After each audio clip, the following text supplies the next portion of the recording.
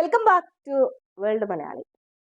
ബോളിവുഡിലെ ഏറെ നാളായി ചർച്ച ചെയ്യപ്പെടുന്ന താരദമ്പതികളാണ് ഐശ്വര്യ റായും അഭിഷേക് ബച്ചനും.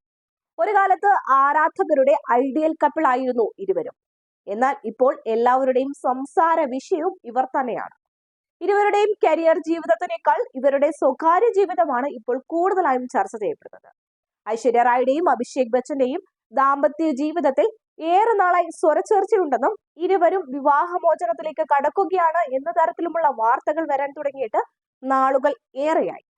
അഭിഷേകിന്റെ അമ്മ ജയ ബച്ചനും സഹോദരി ശ്വേതയുമായുള്ള പ്രശ്നങ്ങളെ തുടർന്ന് ഐശ്വര്യ ബച്ചൻ കുടുംബത്തിൽ നിന്നും പുറത്തായതായുള്ള ചില റിപ്പോർട്ടുകളും കഴിഞ്ഞ ദിവസം വന്നിരുന്നു.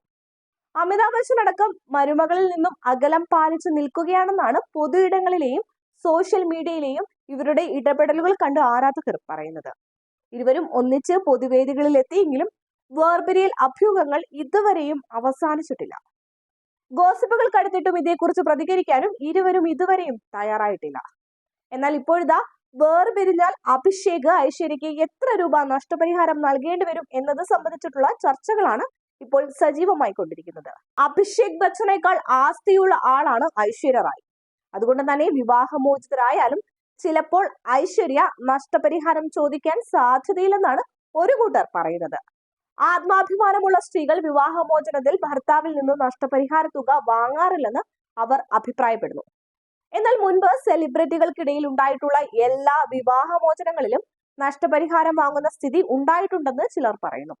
അങ്ങനെയെങ്കിൽ അഭിഷേക് ഐശ്വര്യ റായ്ക്ക് എത്ര തുക നൽകേണ്ടി വരുമെന്ന് ആരാധകർ കണക്കുകൂട്ടുന്നു. ഐശ്വര്യ റായുടെ ആസ്തി 750 കോടി രൂപയിലധികമാണ് എന്നാണ് റിപ്പോർട്ടുകൾ. നടിക്ക് പലയിടങ്ങളിലും സ്വത്തുക്കളുമുണ്ട്. ഒരു സിനിമയിൽ അഭിനയിക്കുന്നതിന് 12 കോടി രൂപയാണ് ഐശ്വര്യ വാങ്ങുന്ന പ്രതിഫലം. ഇതുകൂടാതെ പരസ്യം, മോഡലിംഗ് എന്നിവയിലൂടെയും ഐശ്വര്യ കോടികൾ സമ്പാദിക്കുന്നുണ്ട്. 100 കോടി രൂപ വിലമതിക്കുന്ന ബംഗ്ലാവുകൾ ഐശ്വര്യക്കുണ്ട്. 5 ബെഡ്റൂം വരുന്ന വലിയൊരു അപ്പാർട്ട്മെന്റ് ഉണ്ട്. ദുബായിലും ഒരു വീടുണ്ട്. അഭിഷേകിനാകട്ടെ ആകെ 280 കോടി രൂപയുടെ ആസ്തിയാണുള്ളത്. പ്രതിമാസം 1.8 കോടി രൂപ നടൻ സമ്പാദിക്കുന്നുണ്ട്. വിവാഹമോചന നിയമങ്ങൾ അനുസരിച്ച് വിവാഹമോചനത്തിൽ ഭർത്താവ് ഭാര്യയ്ക്ക് 25% ജീവനാംശം നൽകണം.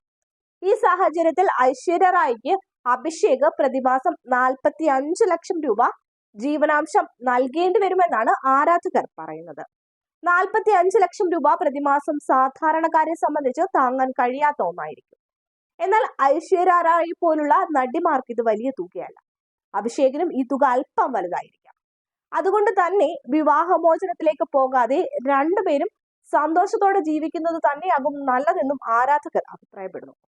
നാളുകൾ കുറേയായി ഇരുവരുടെയും വിവാഹമോചനത്തെ സംബന്ധിച്ച് നിരവധി ഗോസിപ്പുകൾ വരാൻ തുടങ്ങിയിട്ട്. താരകുടുംബം ഇതിനെതിരെ പ്രതികരിക്കാത്തതും ഗോസിപ്പുകളുടെ ആക്കം കൂട്ടിയിട്ടുണ്ട്. ഇനിയും ഇത്തരം വാർത്തകൾക്കെതിരെ താരകുടുംബം പ്രതികരിച്ചില്ലെങ്കിൽ ഇരുവരുടെയും ഏക മകൾ വിവാഹമോചനത്തിന് ശേഷം ആർക്കൊപ്പമായിരിക്കും എന്ന തരത്തിലുള്ള ചർച്ചകളാണ് ഇനി നടക്കാൻ പോകുന്നത്. വീഡിയോ ഇഷ്ടമായെങ്കിൽ ചാനൽ സബ്സ്ക്രൈബ് ചെയ്തതിനു ശേഷം ലൈക്ക് ചെയ്യുക. ഒപ്പം നിങ്ങളുടെ അഭിപ്രായം കമന്റ് വഴി രേഖപ്പെടുത്തുക. കൂടാതെ വീഡിയോ ഷെയർ ചെയ്യാനും മറക്കരുത്.